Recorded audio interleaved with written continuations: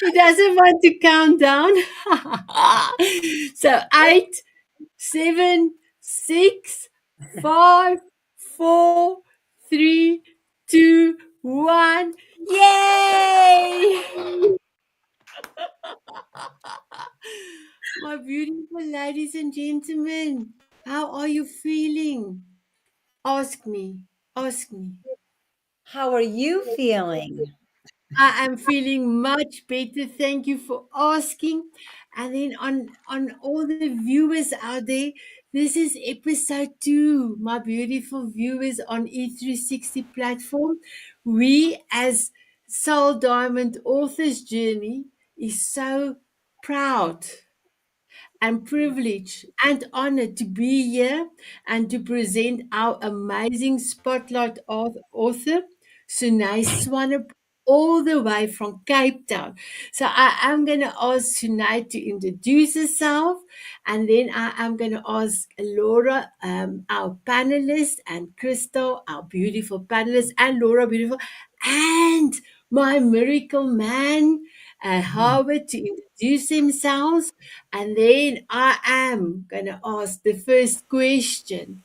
So I am Sonet from Brador. I am from South Africa, and I am a fabulous host. I love my hats, and maybe I must just show you. I love my hats. I love butterflies, and I am truly honored that all of these amazing souls are part of my life, and that I can say I love them with all my heart.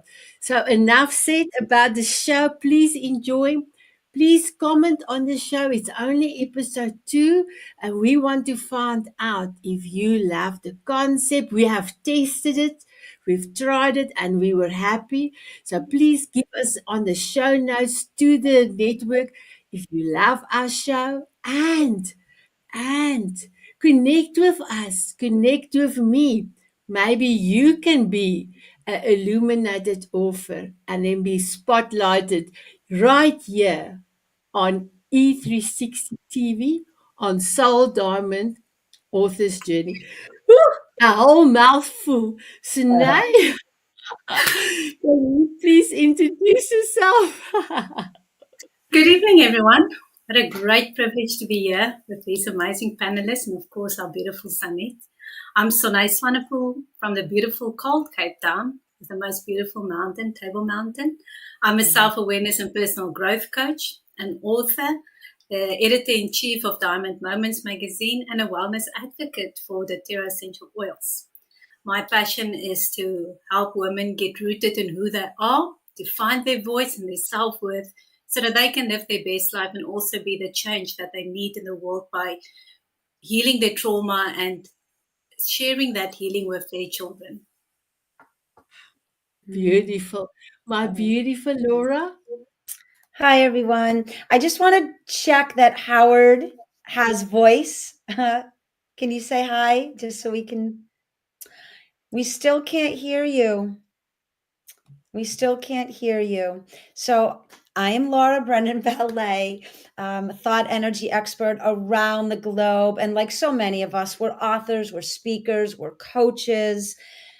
We just enjoy sharing, right? Love and inspiration and motivation and really empowering one another through all styles of TV experiences here. It's so cool being a part of E360 TV. So thank you, Sonette, and thank you to the TV gentlemen and women behind the scenes that really are allowing us this platform. So just, I'm happy to be here. And I'm excited to talk to Sone and ask her some questions. And I will now go to Miss Christa Rose. That is wonderful. So, my name is Christa, and I am absolutely thrilled to talk to your audience from all over the world. And some of the feedback I've been getting from the audience is that they absolutely love the way we kind of interact and banter with each other. So it shows that we are real people with real lives and real passion. And the passion shows up here in this show. So I'm the clarity expert for the Diamond Beauties, and I bring clarity are how we think, how we talk, and how we act, because that all creates our reality. And I'm also an energy worker, I'm a coach, I'm a speaker, and I'm an author, an international bestseller author, and it's called Skip the Pain, Experience the Pleasure. My tagline is cut the crap that's holding you back so you can live the life you love. What more can I say? That's it. Oh, And now the sun is coming on. Christa, that you can only get the shines, my beautiful one. I love it. Cut the crap. Cut the crap. I love it. The first time Christa gave me a tagline, I was like double taking. yeah. Excuse me, Christa. I love it. So let us hear if we can hear Howard now. Howard. Oh, Let me just look at the back in the back studio, Howard. Let me just see. Now you unmuted on my side. Okay. So, all right.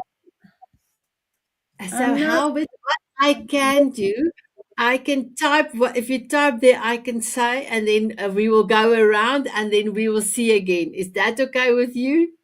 Okay, perfect. I know, So but we need to hear Howard.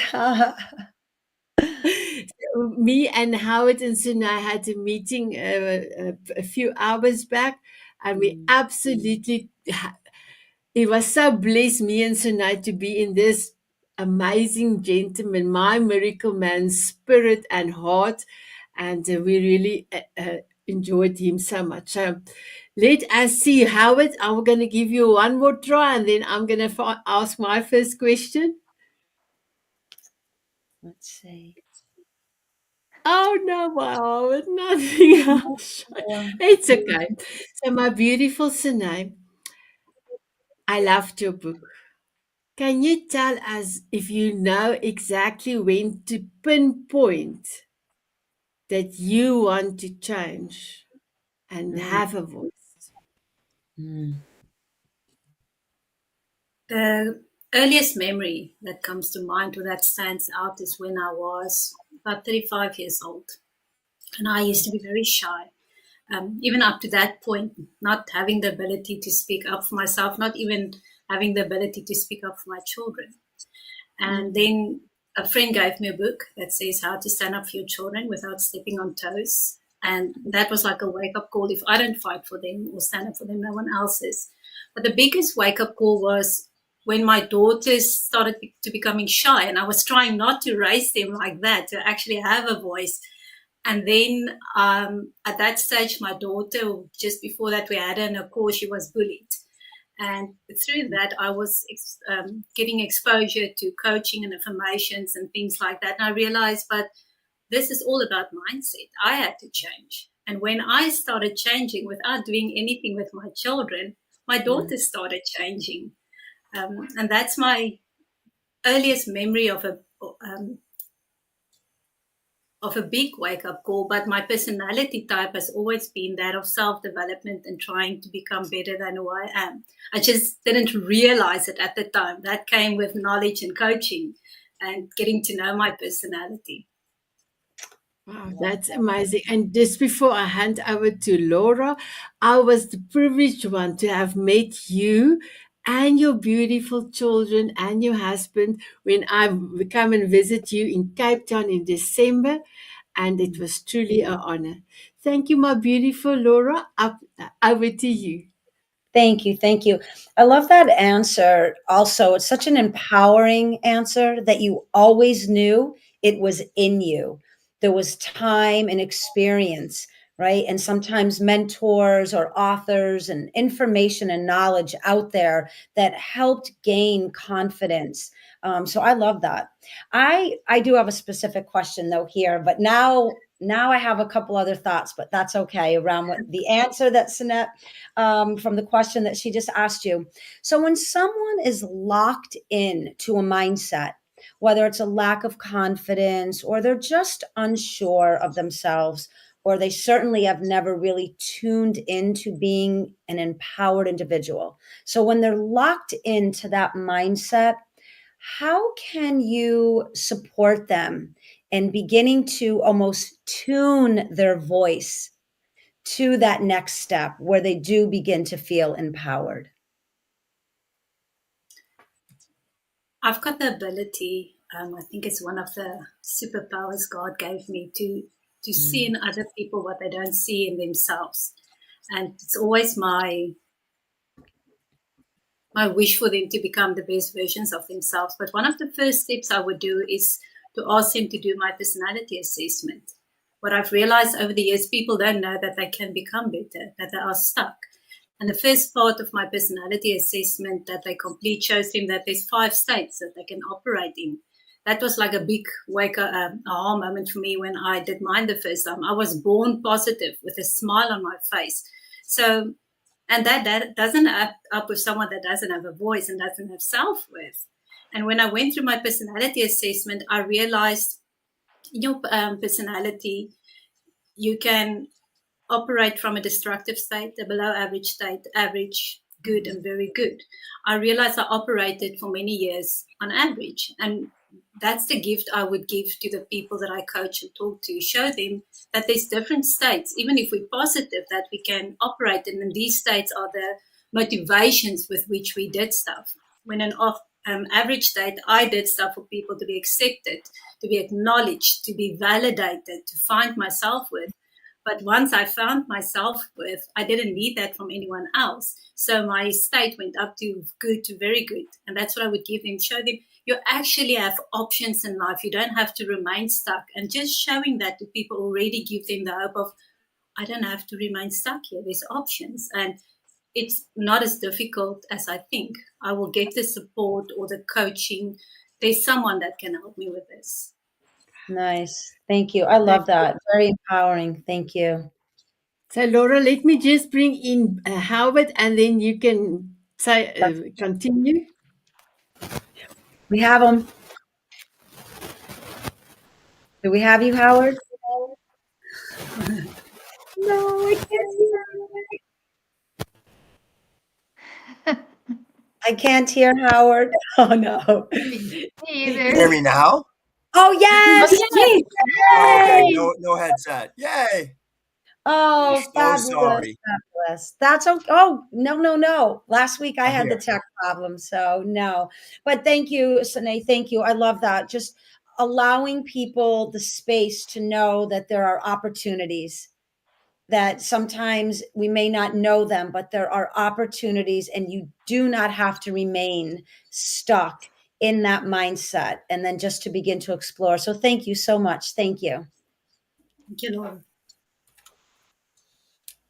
Christa? So, Sanette, you stole my question. You must have been reading my mind because I was wondering that same thing. But Sonia, you answered it so eloquently and so fully that you really captured the whole essence about when you first discovered this. But what I'm wondering, you talk a lot about how you didn't have that self-worth, and a lot of women don't have that self-worth or that confidence. And what I'm wondering is, was there a time in your life that you actually compromised your beliefs and maybe went against what you wanted to do because you didn't have your voice, you didn't speak up? Sure, that's a difficult one. In terms of my faith, never.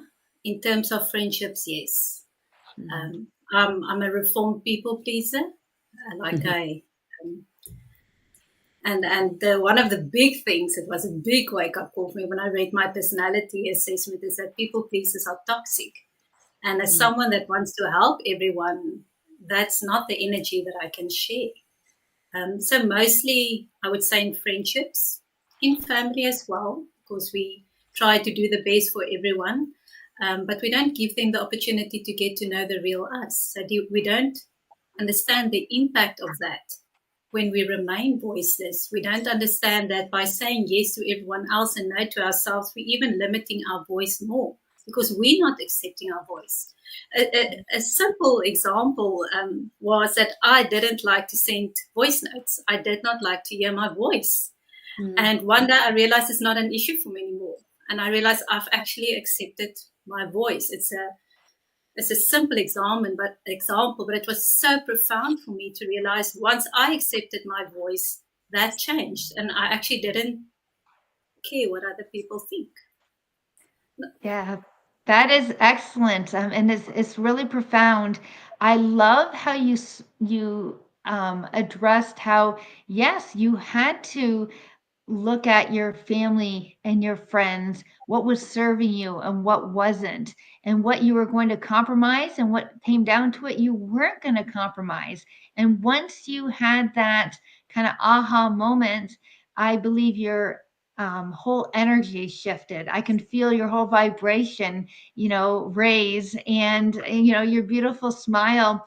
And that was a great time and ability to enhance your coaching, as you're already an amazing coach, but because you've been there, you experienced it, that helps you help other women find their voice. So that was awesome. Very good. Howard? So Mr. Shining Brightly is back in the house. I apologize. I am here. We're shining it. Oh my goodness. I want to tell you that Sone, you pull out something that is deeply meaningful about looking in the mirror. And I want you to answer this in two ways. Before you've had this self-development and self-realization, what did you see in the mirror? And what do you see in the mirror today? That's good. I saw an ugly duckling. Sunday knows this. I always, when I was small, thought, I hope I'll be like the ugly duckling that turns into the most beautiful swan.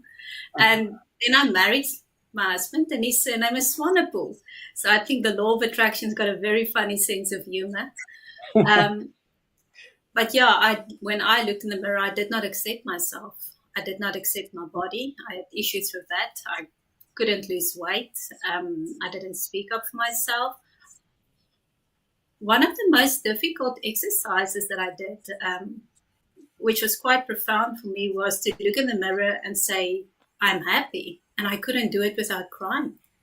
And being born happy and with a smile on my face, I thought that would be a no-brainer. I could say I love myself, but I couldn't say I am happy. So that was during my coaching. Before my coaching, I didn't always like what I see in the mirror. When I look in the mirror now,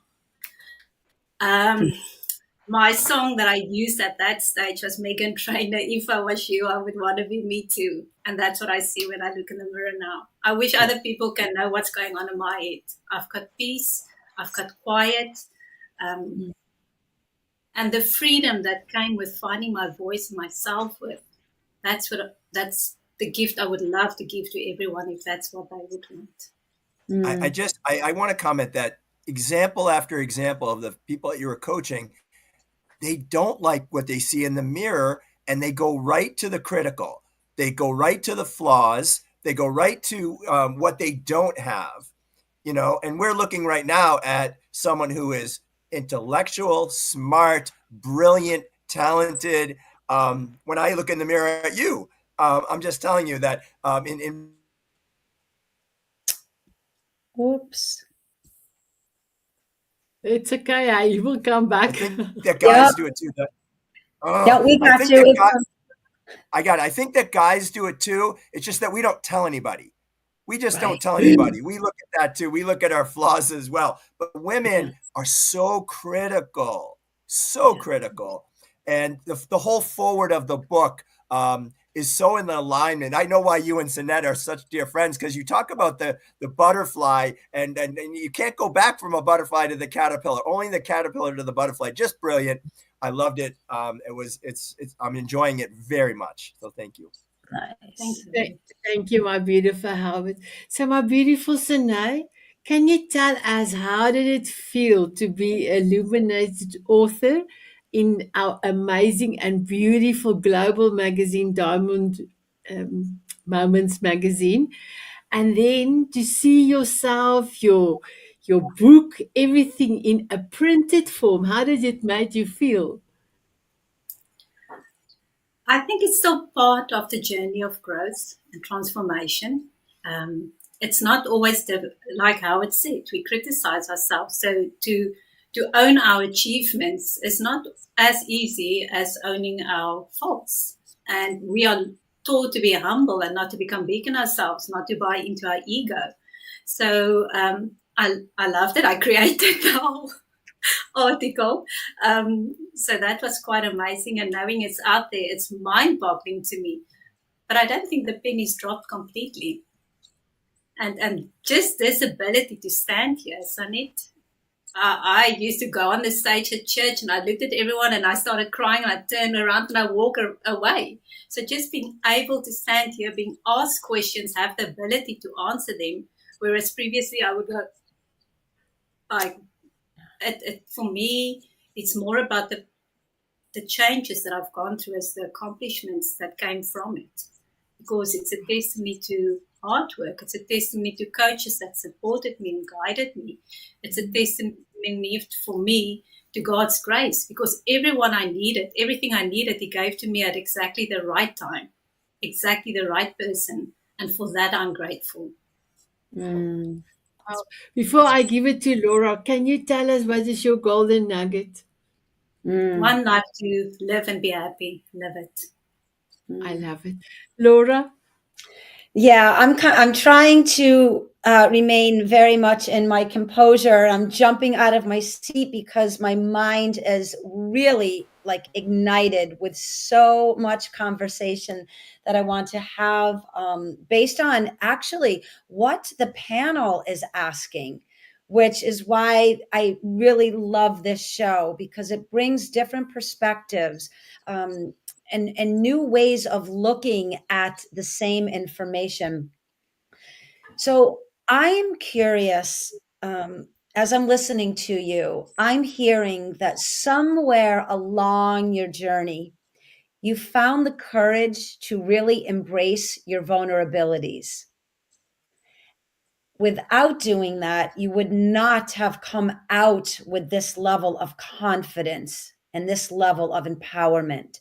So maybe to share again a tool or a technique or a skill, or just your beautiful way that you're answering our questions. How can you help others become more brave or more courageous in embracing those vulnerabilities, not having a voice, feeling less confident? So many of us understand the ugly duckling, right? Example, and then coming into that beautiful swan. But for those that are listening, maybe how to guide them and support them in embracing vulnerability, knowing that there's potential to come out as a beautiful swan. All the thoughts. Okay. One of the first steps that I did was find a song. That's just something that came. But the big thing that stands out for me is that and it comes back to criticism, is we're so quick to criticize ourselves and see all the mistakes. So actually go inward and to connect with, I had to connect with little Sone. Yeah. Sure. And I had to ask her for forgiveness. Yeah. That I wasn't there for him. And I stopped criticizing myself and celebrating every challenge that I overcame. Because every challenge, I don't like the word challenge, for me was a stepping stone or a springboard to get to the next victory. And when I stopped judging myself and I stopped criticizing myself, I could start accepting myself, because I didn't have to defend myself anymore to my own. I was my own worst enemy. Because the thoughts I had is not what other people thought about me, it was my perceptions. So when I unconditionally started accepting myself, loving myself, and forgiving other people and sometimes family, and I know lots of things that happened was done with the best of intentions, and I don't regret anything that happened to me, because each of those instances made me who I am today and gave me the insight, the empathy, the sympathy the gratitude to be of service to others. That was so beautiful. And thank you for showing up with that courageous, brave, and confident energy. This is why the panel knows I like to go deep and challenge our guests, because it's so important, because someone out there is going to see that vulnerability. They're going to know that I can align with that beautiful woman and all that she has gone through and all that she accomplished. And it really does spark and ignite that courage in the listeners. So thank you so much. And I honor you showing up in that vulnerability for us, because it empowers all of us. We know that someone can do something that maybe we have yet to arrive, but we see it and we hear it. And most importantly, we just felt it. And that helps us transition. So thank you so much. Beautiful answer. Thank you. Yes. Yeah, that was. I found it was very clear, and I mean, it touched my heart and my soul. So thank you for being vulnerable and sharing that. So in your book, One Life, Voiceless No More, you talk a little bit about how the journey is between you and yourself. And you said, you do you, let others do what's best for them. Can you elaborate a little bit more on that? So everything in the world started somewhere. It started here. My outside world started within, as with outside within. If I keep on focusing on everyone else, I'm neglecting myself and my growth. I cannot change anyone else. I teach my children this. You cannot control what other people say, think, or do, but you can control what you say, think, or do. The only change you can bring is a change within yourself. So no matter how much I want to change my husband, or I want to change my children, if I want to see the change, I must be the change. And I've seen it. These last 4 years since COVID, 5 years, were some of my biggest transitions and transformations. And there was stuff I wanted to change in my house. Being a giver, I'm a giver, and our children are children, and I didn't have boundaries. But once I started establishing my boundaries and I brought the change about, everything out there changed. We cannot change other people. We can only change ourselves. And when we change, we have the impact to help others to also step into their light. Because if I try and change them, I'm actually telling them there's something wrong about you and I know better than you what's good for you. I can only know what's best for me. Not even my husband knows what's best for me or my best friend. And that's what I mean by focus where you can make a change and give other the permission and the grace and the space to be who they are supposed to be. That is excellent. That was so profound. I think everybody right now should write that down. That was amazing. And I think a lot of times it's not just for women, for people in general. We tend to take things personally. So by letting people, you like what you said, you do you, and not take responsibility for other people's actions or other people's thoughts, what other people say or talk about, focusing on yourself. And everything you explained really does make an impact on how you live and how you see the world, and brings you to a more peaceful state. And that's how I see you. So that's great. Thank you.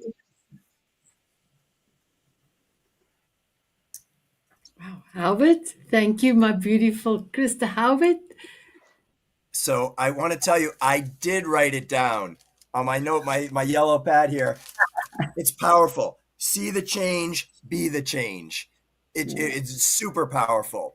So 2 things that I want to talk about now from the book is that one is that you actually write about what your secret weapon is. So I want you to share that. And then second of all, this is really hard work, but creating boundaries. Okay. Speak to those 2 topics because that's the real work. That's the hard work. So I want to give away the whole book, but those are very key for me. Howard, I can't remember what my secret weapon is. I read my book yesterday, but I don't know what you're referring to. All right. Well, go to the boundaries piece for. We'll go back to that. Okay. Boundaries. We think when we say no to others, it means that we don't love them. And I like to go to scripture and I like examples. And the scripture says you must love your neighbor as yourself, and everyone jumps to loving your neighbor. But we forget that I can only love my neighbor as much as I love myself. Yeah. So charity begins at home. And if I don't have boundaries, other people will set boundaries for me, whether I like them or not, because I give them my remote, I give them my power. And boundaries is not that I say I don't love you, I don't care about you. I love myself enough to put boundaries in place that doesn't keep you away from me, but that gives you the idea of how you're allowed to treat me. Because my boundaries is not about keeping people out. It's about allowing people to treat me a certain way. And if I don't set those boundaries, people will treat me any way that they want. I love that. I think that that's part mental toughness. It is discipline. You have to be able to know when you're being taken advantage of. And you used a story that the mom is giving to the husband, and if you bark an order rather than make an invitation, it's not the same response. And I will tell you that it's very powerful, that discipline. I think that it's a lifelong learning experience, because we've all been walked over, taken advantage of, and sometimes we let it happen. And we just got to be aware and where to be able to put up our hand and say, no, I'm not going to go there. This is not good for me. And I think that's really important. And I think that's really the hard part. Yeah. So my superpower, coming back to that. Yes. I've got a few, but I think the one that you mentioned too is that ability that I can see the good in people that they don't see in themselves, and that I can be a mirror for them to eventually see it themselves, but at their own pace, to reach that point where they, and when they have that they absorb it. Because if I just give it to them, it's, okay, it's coming from you. You see the good in everyone. But when they actually reach that point where they buy into it themselves, they own it. And that's when a major shift takes place. And that is the superpower, because you use your light to shine their light. And it's beautiful. It is really beautiful. And I wrote a whole book about that. So that is your superpower. It is. So thank you for going back to that. Yes, my miracle man, shining bright, my beautiful miracle man. So, my beautiful Sone, I love the sound of silence. The first time I heard it was at a funeral, and it was a 18-year-old that committed suicide, and then I heard this song. And I didn't know exactly why this heavy song, and I didn't know the words. And it was Disturbed that have sang it. So in the meanwhile, I've listened to the song, saw the wording, and I have heard different versions of the song. So one of your chapters is called The Sound of Silence. Why that?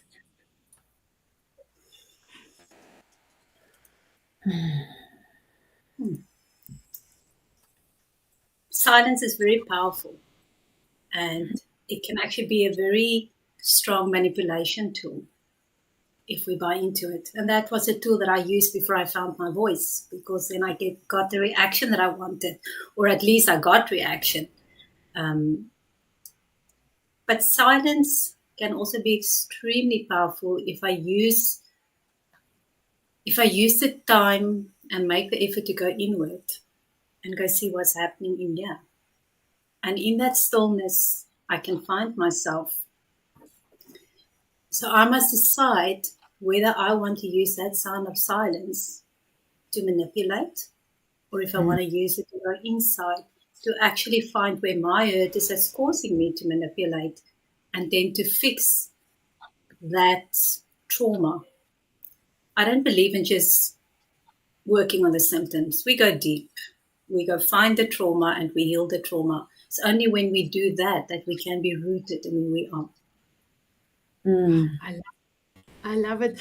For me, the sound of silence is like a golden key, not only to your heart, but the connection between you and the Almighty. So thank you for that. I loved it. Laura? Yeah, that's so beautiful. And I know we're all feeling this. There's many branches off of this tree that we're all feeling and thinking and want to discuss. And I'm personally, this panel, we embrace our vulnerabilities, we are transparent, we are authentic. I'm actually practicing right now what we call the compassionate pause, which is silence, and really honing in on that awareness. Why am I choosing it? And this is such an empowering point you just brought up. So many of us hold our voices, right? Hold our actions and our energy in order to manipulate or punish or gain control over someone. And you just brought such a beautiful, almost coaching moment in real time, that it is not about that. That silent moments are for us to go back in and nourish the root of why we are in these interactions the way that we are. So I think that was really quite profound, to just remind people to use time and energy as a way to go inward, so that when we do come back out, we actually have positive causation within each interaction. But I'm curious about something with the personality assessment from the coaching hat now. Do you receive a lot of resistance when the results are shared? Or do you find most people are able to own that part of the personality that they may not necessarily like as you're getting ready to go in and coach them? Most like what they read, because the personality assessment that I use, my daughter studies psychology and she's very interested in personalities and those things. And she said the others that you do tells you how the world sees you, but this one tells you how you see the world. And the anagram, most of you know it, I'm sure of that, comes from a psychology and from a faith based. So it's very much, it goes deep. I do have the ones that have the resistance that does say, no, I'm good, very good. It's not easy to admit I was operating in a average, below average state. But I also find that the people I coach are here because they want to change. So they're willing to be vulnerable. And I'm very grateful and humbled when I say that everyone I coach trusts me. And which make it easier to connect with them. Connection is easy. It's one of my strengths and values that's important to me. But they're willing to answer the questions. They're willing to be vulnerable. They're willing to be in a space where they can actually just say what they want because they know it's a safe space. So the resistance, I haven't found that much, but it does creep in here and there. It's not, like you said, easy to accept the rough edges. For me, it was very difficult. I was brought up to be, not brought up. My personality type was to do everything right and perfect and not make mistakes. And I have made mistakes, which I didn't want to admit. But boy, oh boy, once I admitted them, they didn't have power anymore. It was so liberating. So own your mistakes. When you own your mistake, no one has any power over you anymore. I love that. Again, another very profound and empowering, almost real-time coaching, right? Through these questions and answers. So people really can understand that our mindset sets our empowerment. And it really does. If I think something has power over me, it will. if I release that power, there's such expansion and growth and opportunity to really live a transformational life. So thank you. I love that. Thank you so much. Miss Yeah, Christa.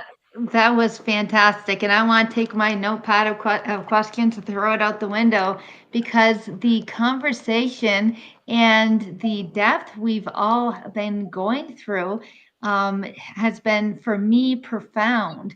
So going back to the sound of silence and your answer, and when Laura was talking about herself, I know for myself. One of my issues, especially when I was younger, was I would react instead of respond. So trying to do everything perfect and feeling like no matter what I did, it wasn't going to be good enough. And so when someone criticized me, it was an automatic reaction. Or if I felt as I grew up that somebody else, stepped out of line because of my upbringing or how I felt about myself, again, I felt times I would react instead of respond. So as I've continued on my own personal journey, and I read a little bit in my book, and I love acronyms, as the panel knows. So I use the acronym WAIT. So wait before I'm about to say something, wait before I'm going to react, and wait for me stands for why am I talking?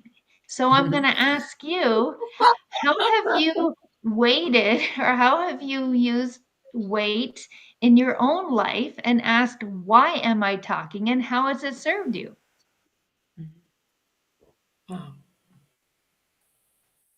Well, being voiceless for a long time, that wasn't difficult. But once I went through this coaching process and I learned about the personalities, I found that to be very empowering, especially where I want to go to now as in my own family. I asked them all to do the personality assessments. And once I did it, it was such a weight off my shoulders, because I realized you're not just being difficult, that's your personality.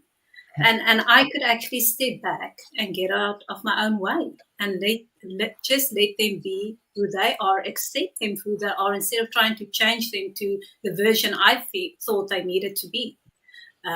My aim's always been, my first two priorities in my first two most important values in life is my faith and my family.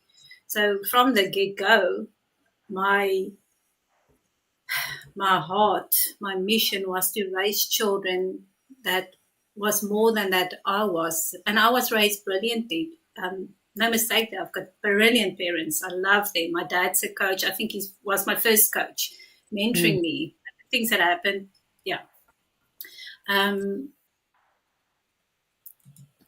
So having the ability to see the other side of the coin has been my weight. I could also see other people's point of view.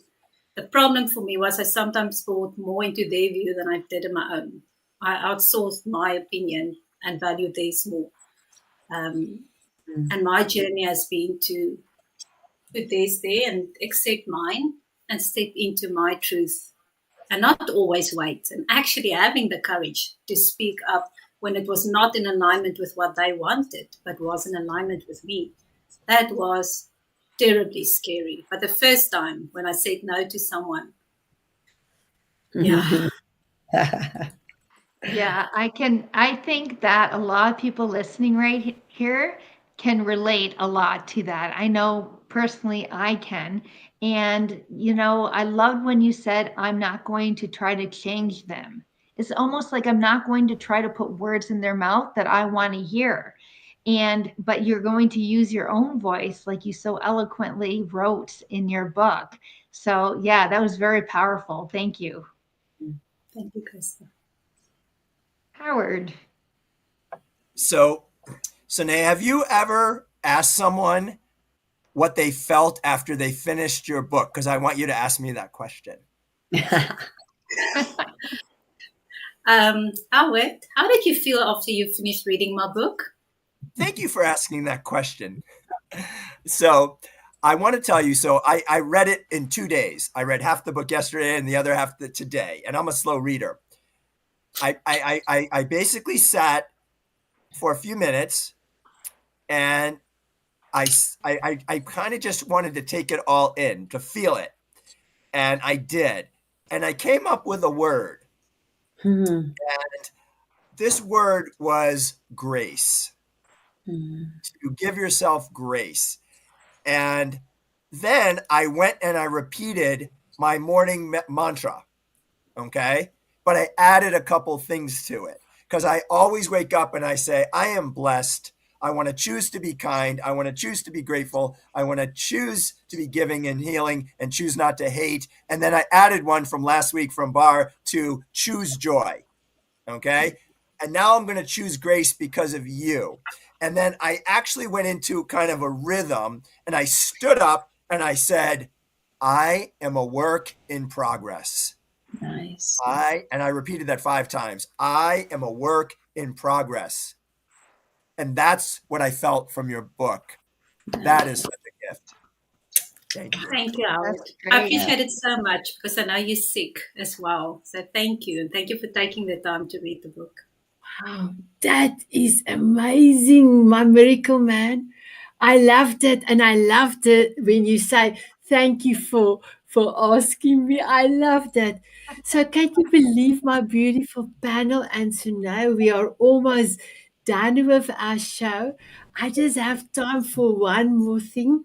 So, I love when you have quoted at President Churchill when his wife was talking about as a person that sweeps the streets, and he said, "Can you tell us a story, my beautiful Sunai?" So Winston Churchill and his wife was walking down the street and they passed this street sweeper, and his wife started talking, Clementine, if I remember correctly the name is. She started talking to the street sweeper, and they stood one side and they spoke for a while, and then when she came back, the husband said to her, "Who is that?" She said, "No, it's someone I knew a long time ago." He said, "Just imagine if you married him, you would have been married to a street sweeper today." And she said, "No, if I was married to him, he would be prime minister today." Love it. I loved And it when I that's saw the it impact the that first women time. has. I love it. I was just laughing. It was so amazing. So, And my talk beautiful about the Sunai. power. Oh, I'm so sorry. I was going to say, talk about the power of voice. Yes, exactly. So, my beautiful Sana, I'm going to leave the last word for you. Can you tell us if you've got one message to anyone that is viewing this? Remember, not only will they watch it live today, but it will be in the recording in the E360 world for 3 months, and then on YouTube channel and on Howard's platform for much longer than that. Do you have advice for somebody out there? Go stand in front of the mirror, look in your own eyes, say, "I love you," and start to appreciate your voice and realize that that appreciation of your voice comes from inside. It doesn't matter what anyone else thinks. They must go live their own lives. Your happiness depends on you. Stop outsourcing your happiness and your voice and start finding it inside yourself, because you are worth it. You are amazing. You were created for a purpose, and you've got one life to live that purpose. Make it count. Wow, I love it. Wow. Ladies and Howard, did you hear? Stop outsourcing your joy and love. I love it. So, my beautiful Sinai, one last question. Can you tell us how did it feel to be on the show today? And if you have a message for Laura, Krista, Howard, and me. This has been liberating and absolutely amazing to be able to stand here, get asked the questions, and having to come up with the answers like that. One of my breakthrough moments. Thank you very much. I want to say to you, Sanette, Howard, Laura, Christa, I really appreciate your time that you took to come spend it with me, showing me that you also find me worthy of that and my book. My happiness doesn't depend on it, but my heart accepts it with grace and with humbleness and with love. And I appreciate your time and your energy. You are absolutely game changers, world changers, heart changers. I appreciate each and every one of you. I love you. Thank you. Wow, thank you. So Oh, for thank that, you. we need glasses. Thank you. And actual fact, we still got 1.5 minutes left with our glasses. My beautiful Crystal, can you tell us what is your forever song? My forever song actually is changed. It's unwritten now. I don't know if you have that. No. No, Okay. so we can go back to fight song. We can go back to fight song. Now it's unwritten by Benefield Natil. What is his name? Yes. Natasha, yeah, Natasha Benefit. Bedingfield. Yes, beautiful. So now I will come to, oh, Sunai, I love your butterfly glasses. Laura, what's your forever song? You know my song, The Power of Love by Jennifer Rush. I love it. My beautiful Howard, what's your forever song? Don't Stop Believing by Journey. Ooh, and I play your Woo! song every day. And my song that I also play every day is Walking on Sunshine by Katrina and the Waves. And Sinay, what is your song? My forever song is Trustful by Pink.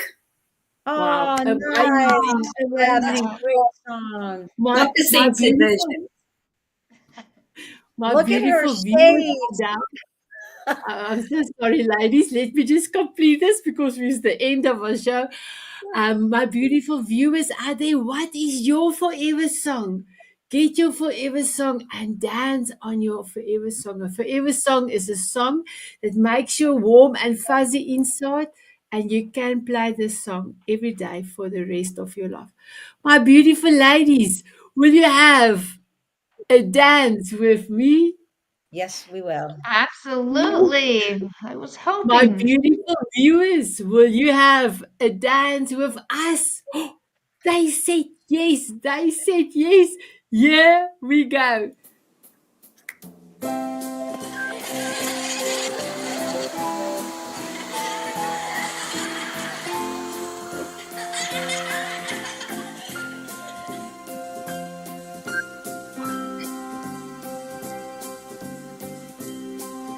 I like your moves, Laura. Walking on sunshine or dancing in the rain. Sprinkle me with fairy dust so I can fly away. Smiling at a moonbeam or squinting in the sun. Bye, Sprinkle me with everyone.